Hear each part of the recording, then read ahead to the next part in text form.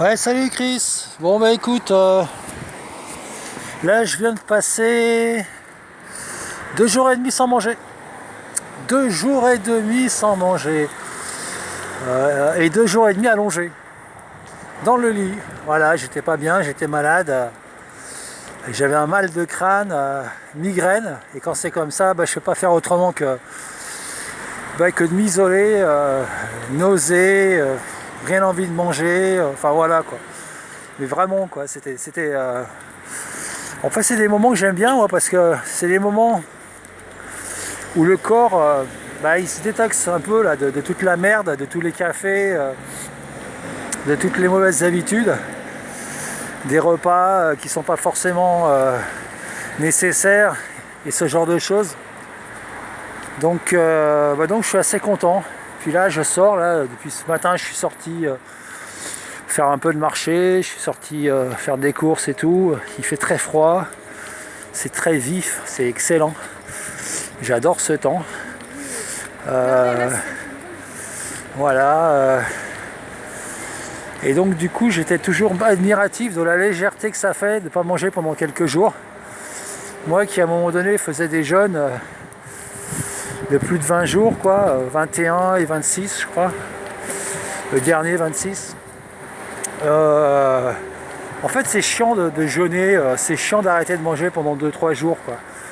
Et la suite, ça va tout seul, mais c'est le début qui est relou. Et puis la dimension de partage aussi, c'était pas évident. Partager un repas avec les gens qu'on aime, c'est quand même pas mal. Enfin bon, préparer des repas aux gens qu'on aime quand on jeûne, c'est aussi bien. Enfin voilà, c'est ce que je faisais aussi, quoi. Voilà. Bon, c'était juste pour dire ça, et puis pour dire aussi que... Alors je sais pas si c'est le fait de ne pas avoir quitté la maison pendant 3 jours, là, 2 jours et demi, mais j'ai l'impression que le monde va vite, à une vitesse. Les gens courent dans tous les sens, comme des poulets sans tête, agressifs. J'ai l'impression de voir à travers eux une espèce d'absence de problématique, mais un besoin d'agitation incessant et constant, quoi. C'est incroyable. Alors c'est peut-être moi qui suis un peu fiévreux. Et c'est aussi ça que j'aime dans les moments fiévreux, les moments de migraine où tu peux vraiment rien faire d'autre que d'être dans le noir. Même un son, ça t'éclate la tête. Ça te permet de prendre du recul. Moi, ça m'a permis de me laver un peu la tête de toute la merde que j'avais à l'intérieur.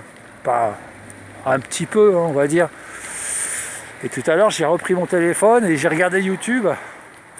Ah putain, dis donc. Alors bon, enfin voilà quoi, qu'est-ce que tu veux dire. Donc de l'information, des trucs à la con, de la pub.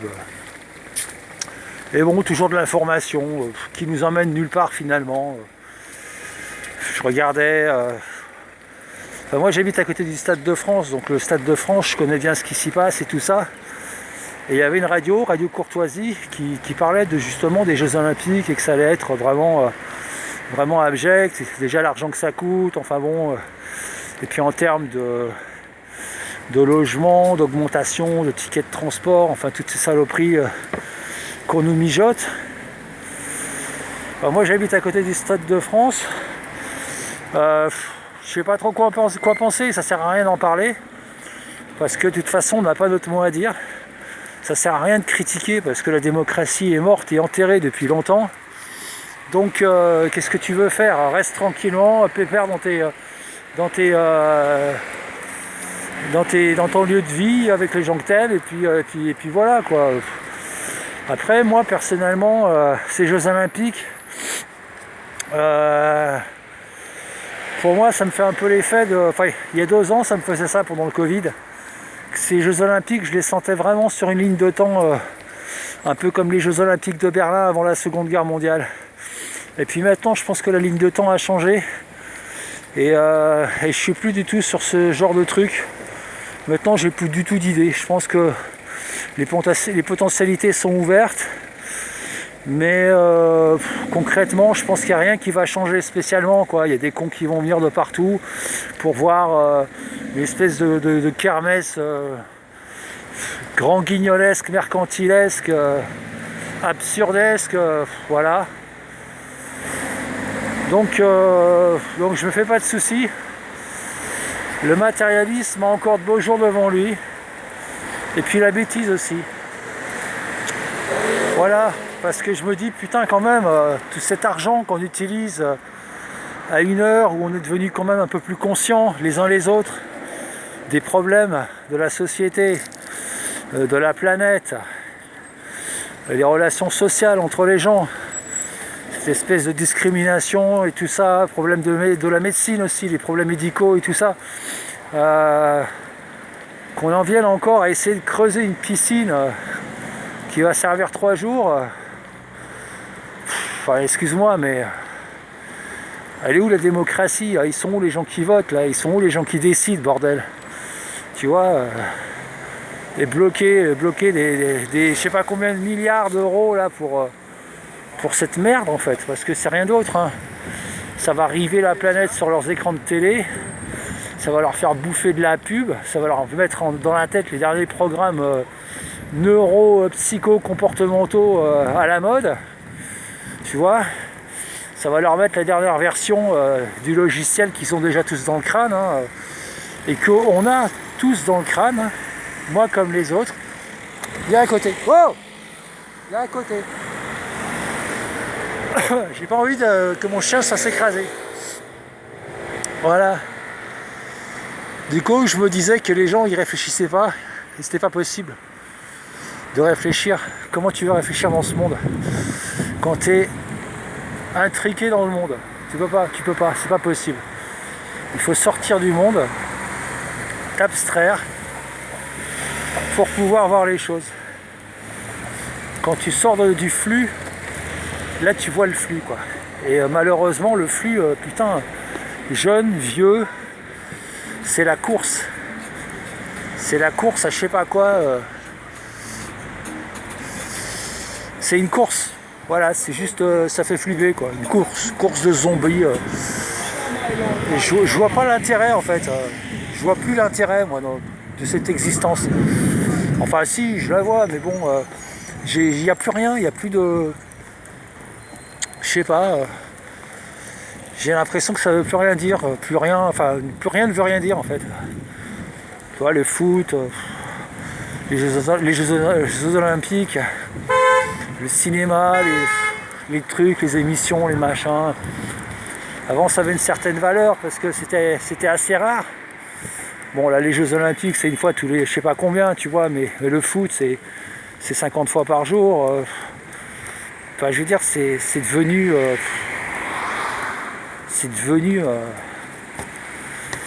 une espèce d'endroit pour gorger les canards et faire du foie gras, tu sais, la planète, j'ai l'impression. Quoi. Alors c'est peut-être la France, hein, sûrement d'ailleurs, mais la France, putain... Et puis on est tous à se regarder là, tous à se juger, tous à se critiquer comme des cons là. Dès qu'il y en a un qui a l'air un petit peu différent, moi je me prends critique sur critique par mes contemporains là, putain, ils disent rien, mais je vois dans les yeux, il y a les remarques derrière qui fusent. Les mecs, ils ont rien à te dire en face. Et quand ils sont tout seuls, ils disent rien, ils ferment leur gueule comme des péteux. Et puis une fois que t'es passé, dès qu'ils peuvent t'en lâcher une petite avec les collègues, ou parler de toi dans ton dos, voilà, et ben, franchement, ouais, je trouve que, enfin, moi qui habite à Saint-Denis, tu vois, une ville qui a à peu près, enfin je veux dire, je sais pas, les mecs ils sont tous avec la barbe et avec le foulard, enfin, je sais pas, tu t'attends à autre chose quoi. Mais non, en fait c'est ça, c'est la culture, je sais pas, je m'attends à autre chose, je m'attends à mieux. Je m'attendais à mieux et même moi, je m'attends à mieux de moi-même, quoi. J'ai rien à donner non plus. Parce que quand tu donnes un sourire à quelqu'un, le sourire il t'est renvoyé dans la gueule comme si tu étais l'abruti de service. Quand tu donnes, tu donnes un petit échange verbal, tu parles un peu voire par sympathie. Alors il y en a un qui parle pas français, qui comprend pas ce que tu dis. L'autre qui te regarde même pas, que ça ne l'intéresse pas. Il y en a un, il faut qu'il enlève ses écouteurs pour t'entendre. Ouais, je veux dire, voilà le monde dans lequel on vit, quoi. Et bah bonne chance, bonne chance.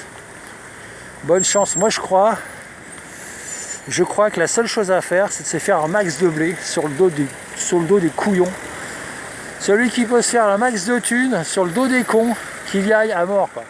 Et qui prennent les gens pour des cons et qu'il n'hésite pas une seule seconde. Moi j'en suis venu là, tu vois. J'en suis venu là. Qu'il n'hésite pas une seule seconde et qu'il se mette les miches à l'abri. Voilà, c'est tout ce que j'ai à dire. Parce que maintenant, quand t'as pas de thunes, eh ben, tu peux pas te soigner, tu peux pas bouffer, t'es enchaîné au supermarché qui te file de la merde, de pire en pire, quoi. Et c'est chiant, hein. C'est chiant du tout, c'est chiant. Voilà. Du coup, la thune. Et ça t'empêchera pas de crever aussi non plus. Moi, j'en ai marre de ce monde immonde. J'en ai pas marre du monde. Moi, quand j'étais gosse, j'avais plein de rêves. Au fur et à mesure, je les ai vus s'effriter.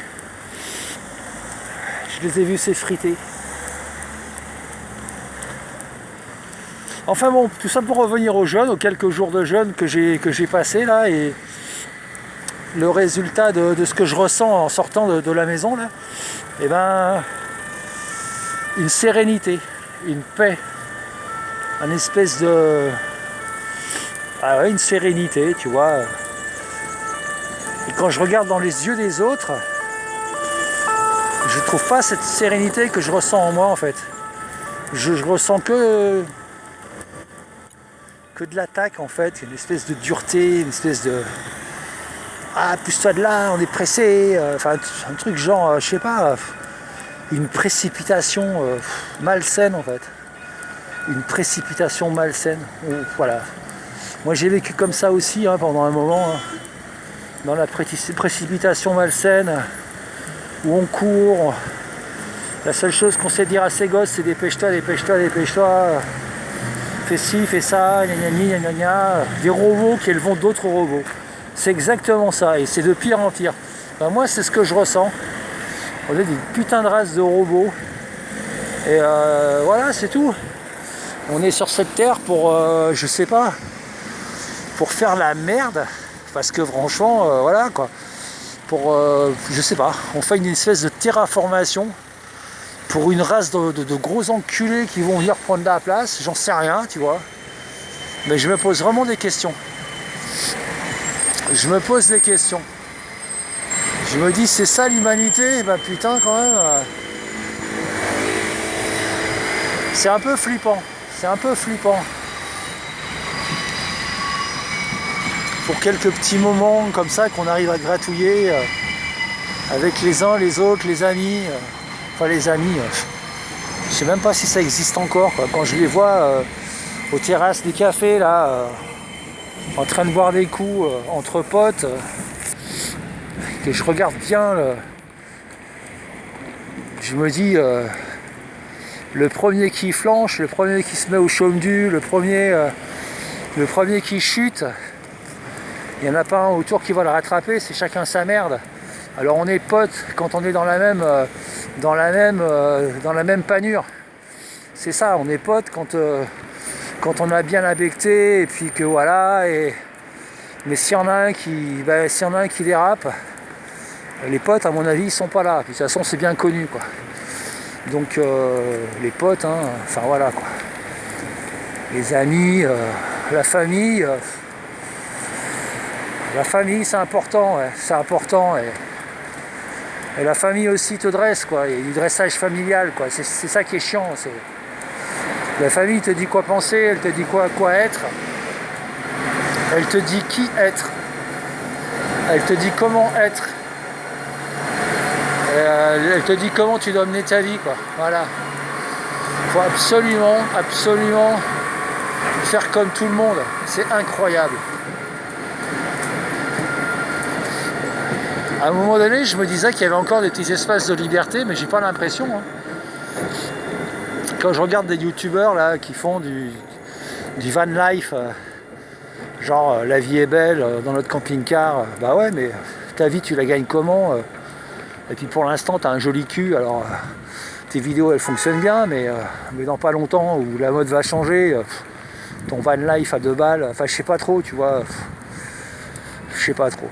Et ça amène où, le van life? Ça amène où l'éco-village, ou je ne sais quoi? Il faut toujours payer.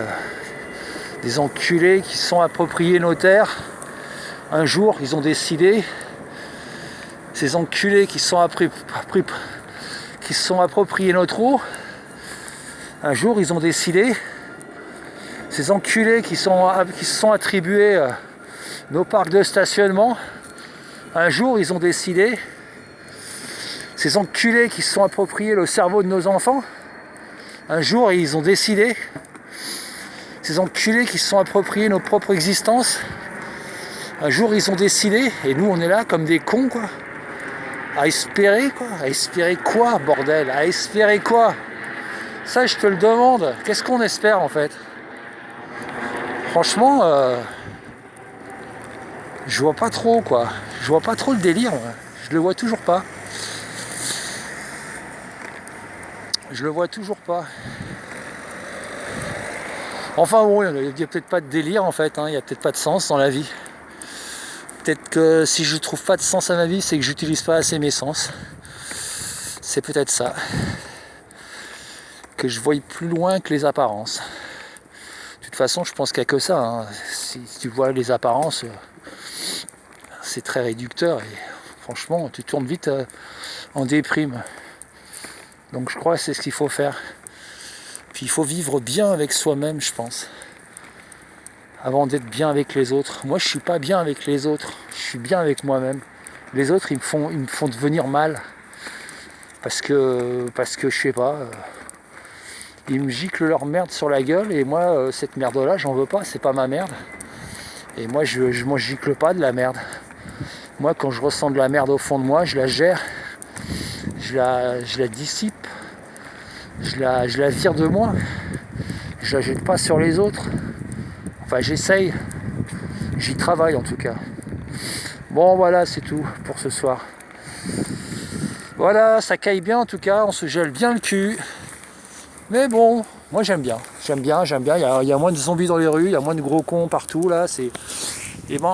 Franchement, c'est cool. Voilà. Allez, je t'embrasse. Ciao.